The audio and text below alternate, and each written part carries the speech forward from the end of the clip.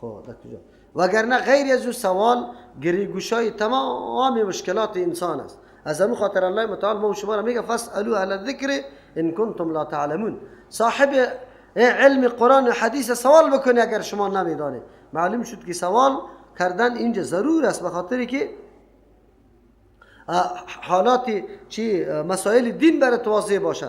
اگر مسائل دین برات واضح نباشه و تو سوال نکنی، الله متعال تو را ملامت میکنه، معذور نمیپندارته. پس در اینجا که کدام سوالا منع شده، در وقت نزول وحی الله متعال منع میکنه که شما سوال نکنی. چرا؟ وحی نازل میشه خود به خود گپا برش معلوم است. یا ایها الذین آمنوا، کسانی که ایمان آوردید، لا تسالوا، سوال نکنی، عن اشیاء، در مورد او چیزا، ان تبد لکم، اگر بر شما ظاهر شود، تسؤکم، شما را غمگین میسازه. سوال کردی این ابی، جواب یافتی که چیست فی النار، حالی تو خفا میشی، چی ضرورت برش هسته که توری سوال را میکنی؟ نکن. یک و ان تسالوا عنها، اگر شما سوال میکنید در مورد چیزا، حين ينزل القرآن، در آن وقتی که نازل کرده میشه قرآن، تبد لکم، مکمل براتون واضح میشه. ایجا علتی من سوال گفت. چرا؟ به خاطر که چیزی که در شریعت مقرر شده، یک دفعه که الله یک حکم روان کرد، باز دیگه حکم روان میکنه. ضرورت به سوال نیست که چرا بگه. چرا؟ قرآن نازل میشه و حمیه هر چیزی مورد ضرورت ما برآورده میشه، بیان میشه. یک بعضی علما مفسرین و این تسالوا عنه حين ينزل القرآن تبد لكم، این سوالا را این جمله میگه به این خاطر است تا زمانی که وحی موجود سوال کرده نمیتونی. زمانی که وحی موجود چی نباشه، قطع شده باشه، در اونجا با سوال کرده میتونی. میگه این آیت برای عزیزته، برای تاکید سوال کردن است که در موقع سوال بکنی که ضرورت داری.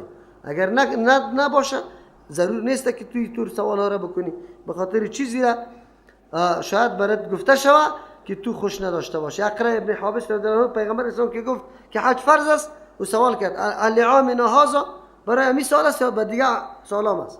پیغمبر خفه شد، گفت که اگر میگفتم برای کلی سال است، در کلی تا همه سال حج فرض میشد. لیکن چی ضرورت است؟ ما بیان میکنم، بیان حکم نمیگذارم، از او خاطر ضرورت به سوالا نیست. عفا الله عنها، الله عفا کرده عنها، از سوالاتی که در گذشته صورت گرفته. والله غفور حلیم، الله مهربان ذات است، حلیم بردبار است، هر چیز از روی بردباری در سر میرسانه. یعنی اینطور نمیکنه که زود بنده خدا عذاب بده تباه کنه شه، موقع میده اگرچه بنده خیلی نارام چیسته ببندباری میکنه.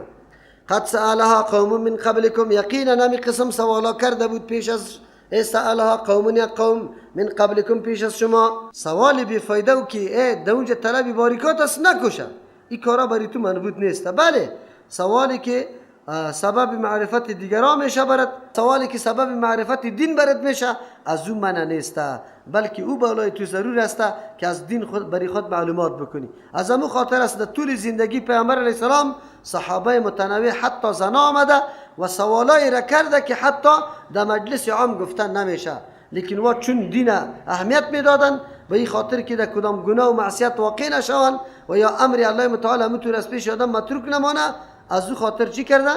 موضوع سوال گفتم که معلوم شد که همون سوالایی که بیجا است فایده نداره و نعوذ بالله سبب تعنت میشه، او طور سوالا را الله منع کرد. حکمت آمیسته که پیغمبر صلی الله علیه و سلم وقتی چیسته زاید نداشت، به این خاطر که او بسیار مصروف بود. برای ازی باید سوالای بیجا و بیمورد از پیغمبر علیه السلام صورت نگیره. عالم از علما همین قسم سوالایی که فایده نداشته باشه قطعا سوال صورت نگیره. مثل که عالی در بعضی موارد مردما همین سوالای بیمورد خیلی زیاد میکنه، در این روزا زیاد شده. اینطوری سوال جواب هم داده نشوه و سوال هم کرده نشوه. چرا؟ وقت ضایع میکنه، سبب واقع شدن در تکلیف دیگران میشه و همچنان تو را مصروف میساز از یک عملی که خیلی مهم است. در غیر از او سوال از امر دین و آن چیزی که سبب کامیابی خود انسان است و واقعا انسان به الله نزدیک میکنه و طوری سوال منع نیست. از او خاطر چیست مطلق سوال منع نیست. قد سألها قوم، یقینا سوال کرده بود از این طور چیزا که فایدم نداشت، یک قومی که من قبلکم پیش از شما بود، ثم اصبحوا بها، بعد از او گردیدن بالای طور سوالات. چی گردیدن؟ کافرین، کافر. خود سوال میکردن یک قوم مثل قوم موسی علیه السلام چطور سوالا کردن سوال کردن که الله را بر ما نشان بده، نعوذ بالله.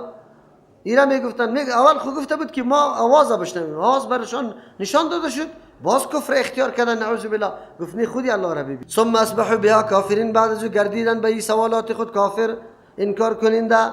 ما جعل الله من بحیرت، نگردانیده الله، رد کردن از بالای رسومات شرکی که واضح حالت شرک چی رسما داشتن. ما جعل الله، نگردانیده الله، من بحیرت، بحیره را، ولا صایبه را، ولا وسیلت، وسیله را، ولا حم حامه. چی نگردانیده؟ یعنی حرام نگردانیده که قطع از یا معامله حرام شود. ولكن الذين كفروا، لیکن کسانی که منکر هستند از نظام الله، یفترون، دروغ جور میکنه علی الله، بالای الله، الکذب، دروغ. و اکثرهم لا یعقلون، اکثریت از یا عقل نداره. بحیره، صایبه، وسیله و حام، 4 قسم حیوانات است که در زمان جاهلیت مشرکا این حیوانات به عنوانای مختلف سری خود حرام میکردن. اکثر حیوانات نظر به نام بتای خود میکرد و بعد از او مکمل ممنوع تصرف میشد. نه کسی سوار شده میتونست، نه گوشتش خورده میتونست، نه شیرش به نام بابا اعلام میکرد. چه خیر و خلا. این حیوان باباست. ما براتون قصه کردم، نه پاکستان رفتم، در نظامپور میگه یک منطقه از پول اٹک دستی راست موتور پیش میری، دور میخوری پشتی کوی چراٹ است. اونجا رفتم که ملنگ است، 40 دانه بز داشت، 40 دانه بوزای تکره. این بوزا را برای چی بود؟ بگه برای همونجا قبر بود کریم بابا. قبر کریم بابا بود. بوزا از کی بود؟ بگه کریم بابا. شیری از زیر غیر از ملنگ دیگه کس خوردن نمیتونست. عجیب ممنوعیت ها بود. در زمان جاهلیت هم همین قسم ممنوعیت ها بود. تو را خود چی میکنی؟ که سری خودم تیر شده. بابا این بود، الله ببخشش، آقای پیر داشت. یک درختی بادام خاص برای آقای پیر کرده بود. خب شما باور بکنید بادام از زیر کسی میدان نمیتونست. اینه مکه حالی دادم میاد که یقینا بحیره و صایبه و وسیله و حام موجود بوده. حالی هم کفتری شاید شمشیره را بگوی کسی خورده نمیتونه. حالی خو اینجا تنها مسئله کفتر است که از بیرون آمده. بعضی اوقات به نام قبرا چیزی مال چیزی شده میباشه، خاص شده میباشه، او را نفرای خاص مجاور خورده میتونه، دیگه کس خوردن نمیتونه. برای از حلال است، به دیگران حرام است. اینمی تحلیل چی است؟ بگه تحریم ما احل الله است. یک چیز الله حلال کرده تو میگی حرام است. در مورد تفسیر بحیره و صایبه و وسیله و حام آثار مختلف آمده، تفسیرهای مختلف شده. وجه مشترک تنها اینمی بوده که اینمی چیزا را به نام بتا منصوب میکردن، یا به نام بتا نظر میکرد، یا نسبتش به بت میکرد. به هر نوع یک نوع قیودات سری چی میکرد؟ وضع میکرد که اینی حیوانه چون که به نام باباست دیگه کسوار شده نمیتونه. چرا؟ به خاطر که اسبی باباست همیشه بابا سوار میشه. تو حق نداری که سری اسب سوار شوی. بس پشت سوار شدن یعنی پشتش چی میکرد؟ حرام میکرد که کس سوار نشوه. بس اوقات شیرش منع میکرد. این چی رقم منع میکرد؟ این را میگه زنا خورده نمیتونه، خو مردا خورده میتونه. این طوری منع میکرد. این حالات در زمان جاهلیت بود. حالی هم همین حالات ها به شکل دیگره چی شده؟ بگه آمده. حالی کدام پیسه که در شاید و شمشیره میفته، او را سرکی حلال سرکی حرام است. یک گامی او را گرفته نمیتونه و اگر دزدی کنم نمیمانه شه. خوی را باید کی بخوره یا برای خود اختصاص داده. الله رحم بکنه. از او خاطر بحیره امو حیوانی بود، سمنک هم همونطور است. در پخته کردنش چی میگه؟ مرد میگه هیچ دست زده نمیتونه، باید تنها زنا. او چی هم قطش میشه؟ او همونطور پخته هم نمیشه، دایره میزنه دایش. یک شعر دایش میخونه که او را نخونی او را نمیشه. همونطور است. خب اینی گپاست. باز میگه نامی الله دایش نوشته شد. این شیطان عجیب کارا سری مردم میکنه. رقم بازور نظرش به نام بی میکنه. این مالیدهش هسته که تو این تنها زنا بخوره مردا خورده نمیتونه. نه باز بعضی چیزا رو در مردا اختصاص داده، زنا باز خورده نمیتونه. همین قسم در زمان جاهلیت بود. پس بحیره همون حیوانی بود که شیرش به نام بوتا نظر کرده بود و جز از مجاورای خاصی بوتا دیگه کسی را خورده نمیتونه، او را بحیره میگفت. صایبه ذاتی همی حیوان حرام کرده بود که کسی تعرض نمیتونه، نه سوار شده میتونی، نه گوشتش خورده میتونی، نه شیرش خورده میتونی. این را صایبه میگفتند. وسیله اونمو چیسته؟ که یک حیوان، یک بز و گوسفند یا شتری که اولادای چوچه می آورد، مثلا 4-5 چوچه را ماده، باز یک چوچه را که نر می آورد، گفت بس دیگه این وصل کرد چی را بگه چوچه نر و ماده با هم وصل شد دیگه، این حرام، گوشت زیر دیگه کس نخوره، دیگه چیستا بان شود یا دیگه از این استفاده کسی نکنه. حام عبارت از اونمو چیستا شتر خاصی بود که 10 دانه شتر چی کرده باشه، القاح کرده باشه. این میگه پشت از دیگه ممنوع شد که کسی سوار شه. چرا؟ به خاطر کی وظیفه خود تکمیل کرده. اینمی وضعیت‌های خاص، کیفیت‌های خاصی بوده که ای مردم وضع کرده بود برای از او خاطری چیستا الله متعال میگه که چیزای حلال الله است، شما از کجا این حرام کرده رایسته؟ آلی اینمی چیزا کی اگر به نام نظری کدام نعوذ بالله بود تو قبری گپا کرده باشه، باز خودی حیوان چی میشه؟ حرام میشه. چرا؟ و مائل بهی لغیر الله میشه، دو داخل میشه. اگر نظر نکرده باشه همون طور میگه که نه این تعلق در زیارتی بابا داره، کس خورده نمیتونه. مثل که گفتم که چلک بوزه، گفتی این تعلق به زیارت کریم بابا داره، کسی را استفاده نمیتونه. من گفتم غم نکن، خریدار برش آوردم 40 بوزه فروختم مکمل، گرفتم اینجا وضوخانه، مسجد، همه چیزا رو مکمل کردم سرش. خب و میگفت نه این را کسی فروخته نمیتونه. ملنگ اگر سالانه یک دانه رو برای خود اگر قربانی میکنه، اگر فروخته میتونه دیگه کس دیگه حق نداره. من گفتم ملنگ خود چی کردم؟ بگه فرار دادم. نه بزاده کی مون؟ دمه بزاده من کلش فروختم. یک خوب وضوخانه را ساختم برشان، مردم الحمدلله خوب شد. پسانه الله خوب کرد، بسیار خوب برشان ترجمه قرآن کریم شد، مردم بیدار شد. گپا بود دیگه. زعم ازایی بود که این بوزا از کریم باباست، خو لیکن تصرف فقط ملنگ داره. اگر ملنگ به کس بخشش میکنه، میده، ذبح میکنه، خب در غیر از دیگه کس غرض نداره. اینمی در جمله اینمی صاحبه و وسیله و چیسته حام است. آلی دیگه انواع تحریمات، کسی مردم که یک چیز نمیخوره اینطور فکر میکنه که برم ضرر داره، به خاطر که تعلق به فلان قبر داره یا تعلق به فلان خاندان داره. خو یک گپ دیگه هم است، نانی سیدم کس خوب نمیخوره. نه چی رقم است؟ کدام چیز تعلق به ایشان است یا مچم که به سید است که چی زیرا نمکیش نمیخوره یا چی رقم گپ است در بین مردم؟ دخترشان خو بیخی در نکاح گرفته نمیشه. این علایده یا از این جمله است خو که نکاح از این قطعی حرام است. پیغمبر علیه السلام زینب از جمله خاندان قریش بود. با کی؟ بگه زید ابن حارثه رضی الله عنه متبانایش نکاح کرده بود یا نه؟ غلام بود. چی بود بگه؟ غلام. آلی یک قدر خود کلان میترشم میگم اولادی سید هستیم، ما قطعی کسی نکاح نمیتونیم. نکاح میکنه آدمی متقی پیدا شود، تو سیدی تو را خود نکاح کنه بهتر است. چرا اینا حرام کردی؟ این گپا دمی جمله شمار میشه. ولكن الذين كفروا، لیکن کسانی که کافر هستند، یفترون جرم میکنه علی الله، بالای الله، الکذب، دروغ. میگه این حرام است، بالای از این مسائل از خود میکشن، یکیش حلال یکیش حرام میکنه. آلی خود دیگه چیزا در زیارت ها نیست، امی درخت ها در زیارت ها هست. این درخت ها را دیگه کس بگه نمیزنه، اما مجاوره سوختانده میتونه استفاده میتونه، دیگه کس نمیزنه. یم دمی حکم بحیره و صاحب است. و اکثرهم لا یعقلون، اکثریت از عقلم نداره. چیزایی را اختراع کرده که پرسان نکساح دیواناست. گپای دیوانا را مردم میپذیره. ابی مجاوره زیارت ها اکثرش دیوانا نیست، بازو که چیزی برش میگه. من خود گفتم که او مردکه که در کریم زیارت به نام کریم بابا بود، زنی خود قتل کرده بود. چی بود؟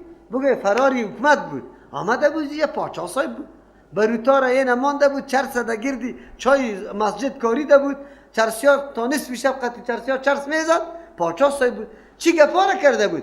دخترها می آمد گفتی جن داره، باز چی میکرد؟ شمع را داغ میکرد، میگه دو دیشه چی دماغت بگی. عجیب.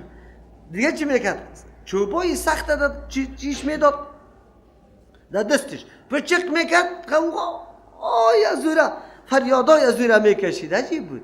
باز عجیب خویی که در یک مرتبه شما باور به الله بکنه، یک مادر یک دختری خود دختری جان آورده، در دستی ملنگ داده، این خودش ایجا شیشته، او به ملنگ داده، ملنگ اتاق خویج مسجد دورتر است، مسئله که چاروی انصاری واره قبر کریم بابا دوجا او دی اتاق داشت. تو اتاق روی کرد، دختری جوان قطع خودی مادرش اینجا نشسته بود. گفتم چی میکنی؟ سوال کردم چی از کجا آمدی اینجا؟ در مسجد چی میکنی؟ یعنی منظور می بود. گفتی اینجا مریض آوردم. کجاست مریض؟ کی است مریض؟ گفت مریض دخترم است. کجا روی کردی؟ گفت خط ملنگ صاحب چی رفته؟ در زیارت رفته. خب بیا بش کردم. بر آمد که دختر جوان که پرسان نکن. این قطعی ملنگ روی کرده در زیارت. بس پرسان کردم دختر که چی ملنگ چی طور کرد؟ گفت سلامت طواف کرد. در گردی قبر اف گردش مرا گشتم. نعوذ بالله. تا این اندازه را جهالت و تاریکی در وطنای ما و شماست. پاکستان فکر میکردی که هر جای مدرسه تو میگی تو جای هیچ وجود نداره. رمضان می آمد، یک شاگرد از لغمان بود، امروز عزیزالله نام داشت. خب آدم بود، بسیار آدم نیک بود. گفت مولوی صاحب امیر رمضان تو را دی تو جای میبرم که ثواب دام زیاد شود. بسیار مردم در تاریکی قرار داره. راستی باز مرا به تو جای برد. گفتم که مردم یک عجیب مردم است. زنا فقط کلش در کوه میره چوب میزنه، دمی سری پشتاره آورده رویسته، نه حجاب است نه چیز. مردایش چرسا زده روی بود. بس خب ماشاءالله الحمدلله یک انقلاب عظیم آمد. بالکل زنا منع شده میتون. حجاب تبلیغ بردمشان، تبلیغی ها جور شدن. خب مردم شدن. بسیار خوب انقلاب آمد. و اذا قیل لهم تعالوا الى ما انزل الله، اینا آل حلال و حرام از جان خود کشیده که وقتی برش میگی بیا دیگه این الله حلال کرده، نه پیرا یک دختر کمرش بسته کرده، وقتی برش میگی که چرا این نکاح نمیتونه، پیر صاحب کمرش چی کرده؟ بسته کرده. خود چرا ایره چی میکنه؟ شما باور به الله بکنی همین پیری که دمی کابلیتان است، در منطقه ما گروپی از یا پیدا شده بود، میگه دسترخوان اوار شد، نان چینده شد، دستام ششته شد، نان کشیده در سری دسترخوان. یک دفعه یکیش گفت که امر نشد دسترخوان پرچم شد. نه امر از کابل پیر بابا جان در اوجا میگه که نان بخوره یا نخوره. عجیب هستن. شرک کی را میگه؟ شخص پرستی کی را میگه؟ نعوذ بالله. از این کدام زیاد. و اذا قیل لهم تعالی، وقتی که برشان گفته میشه که بیایی الی ما انزل الله، بسوی آن چیزی که الله نازل کرده، و الی الرسول، بیایی کتاب الله را مطالعه بکنیم که کدام چیز حلال کدام حرام، بیایی بسوی پیغمبر صلی الله علیه وسلم حدیث پیغمبر آلی ببینیم، یا پیش پیغمبر که تشریح قرآن بکنه در صورتی که حیات بود. قالو میگفتن حسبنا ما وجدنا، کافیست برای ما آن چیزی که ما یافتیم، علیه بالای و چیز، بالای طریقه یا امو دین آبانا، پدرها و بزرگای خدا. اینا اینجا مراد از آبا مطلق بزرگ سالا را نمیگه، بابا را، علما را میگه، علما را. اولو کان آباهم، الله میگه اگرچه پدرایشان لا یعلمون شیئا، نمیدانه چیزی را، ولا یهتدون، راهیابم نیستن، خودم چیزی نداره و از دیگه کس هم نشونیده که راه حق پیدا کرده باشن و این مردم دنبال از یا بروان. نه هیچ چیز هم نداشتن. الله متعال بدی و مزامت مشرکین در او زمان بیان میکنه که برشان گفته میشه بیای بسوی حکام الله قرآن بیای. وقتی گفته میشن لهم برای از یا تعالی بیای چیزا را از خود حلال حرام نکنید، چرا این شرک است او شرک قطعا درست نیست. برشان گفته میشه که بیای بسوی ما آن چیزی که انزل الله نازل کرده، قرآن کتاب خدا، و الی الرسول، و پیش پیغمبر اگر حیات باشه که تشریح کنه دین الله را، یا است که پیغمبر خو وفات کرده بسوی حدیث پیغمبر بیای. قالوی مردم میگه حسبنا ما وجدنا علیه، برای ما کافی است همون دینی که همون طریقه را، همون طریقه که وجدنا علیه یافتیم بالای همون طریقه، آبانا پدرها و اجداد خدا علمای خدا یافتیم، همون برای ما کافی است، ما دیگه چیز قبول نداریم. الله متعال میگه اولو کان آباهم، اگرچه پدرشان لا یعلمون شیئا، علمم نداره، نمیفهمه هیچ چیز را، ولا یهتدون، راهیابم نیستن. مانا چیست؟ اولو کان، اگرچه مانا را داره، اگر پدرایشان راهیابم باشه و عالمم باشه، چیزی را بدانم، لیکن بازم پیروی از وعده کالای کفر و شرک قطعا قابل قبول نیست. اگر پدرای آشان بگه علمم داشته باشه، راهیابم باشه، خو لیکن کارای شرک و کفر میکنه، پیروی از او قطعا درست نیست. چی جای از اینکه پدر نه عالم باشه و نه راهیا بام نباشه، علم هم نداره، راه بام نیست و بازم تو پیروی در شرک و کفر در پشت ازو میکنی، این قطعا درست نیست. خب در اینجا الله مزامت از یارا بیان کرد که بیای برای تحلیل و تحریم کتاب الله را حکم مقرر کنیم. حدیث پیامبر صلی الله علیه و سلم که کدام چیز حلال و کدام چیز حرام. خب آلی معزی عنعنا و طریقه پدرها را برای خود سند جور کردن، این کار مشرکین مکه بوده. مشرکین مکه در برابر دعوت پیامبر صلی الله علیه و سلم همین جوابا را ارائه میکرد. پس امروز که مردم ما ارائه میکنه، تو برش میگی بیا به ترجمه قرآن و حدیث و چی میگه؟ نه نه نه نه نه، امو دینی که پدرای ما رفته ما اله کردنی نیستیم. فرق بین مشرکین مکه و امروز که کسی کلمه را بگوید چی است؟ چرا؟ به خاطری که عنعنه و طریقه پدرای خدا بالاتر از کی فکر میکنه؟ از کتاب الله. بالاتر دیگه است که از حدیث رسول الله صلی الله علیه وسلم و بالاتر شمردن این مسائل بالای حدیث پیامبر یا بالای کلام الله متعال کفر است. از او خاطری مردم در کدام طرف روان است؟ سرش افتخار هم میکنه. مولا صاحبان برش میگه که شما امور رایی که پدرایتان گرفته بود امور اعلان نکنید.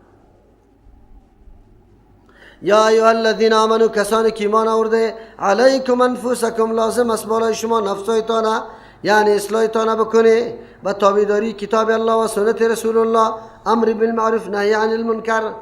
کسایی که ایمان آورده علیکم انفسکم، لازم بگیرید نفسایتان، لا یضرکم، ضرر نمیرسانه برای شما، من ضل، کسی که گمراه شده، اذا اهتدیتم، وقتی که شما در هدایت باشه خودتان که در هدایت بوده، آل دیگه کسا گمراه شدن دیگه کسا براتون ضرر نمیرسانه. الی الله مرجعکم، خاص به سوی الله بازگشت شماست، جمیعا از تمامیتان، فینبئکم، خبر میده شما را بما کنتم تعملون، به سبب آن چیزی که شما انجام میده الله براتون یکی که خبر میده. در اینجا ابوبکر رضی الله خطبه داد، بعد از او برای مردم گفت که قسم به الله شما این آیت میخوانه، مطلب این آیت نیست که شما فقط خود اصلاح خدا بکنه بدون از اینکه امر بالمعروف و نهی عن المنکر کرده باشه شما نجات پیدا بکنه. نه نه، علیکم انفسکم، لازم بگیری نفسایتان. قید داره اینجا اهتدیتم، وقتی که شما با هدایت باشه. هدایت در وقتی هستیم که ما امر بالمعروف و نهی عن المنکر وظیفه و مسئولیت خود ادا کرده باشه. اون صورت لا یضرکم من ضل، کسایی که گمراه شده برای شما ضرر رسانده نمیتونه. مفهوم ظاهری آیتی تو رو نمود میکنه که اگر چی بکنه؟ اگر یک آدم فقط اصلاح خود بکنه ولو که امر بالمعروف و نهی عن المنکر هم نکنه، دیگه آدم از کاری بدش منع نکنه، باز می چیسته؟ باز در این صورت میگه البته به هدایت است، حالان که یکی از واجبه و لازمه زندگی مؤمن امر بالمعروف و نهی چی است؟ عن المنکر است. تا اصلاح خود کفایت نمیکنه تا وقتی که اصلاح معاشره نشوه. اصلاح معاشره وقتی میشه که دیگه دوستار امر به معروف و نهی از منکر بکنی. اگر این نکرده باشی باز صحیح نیست.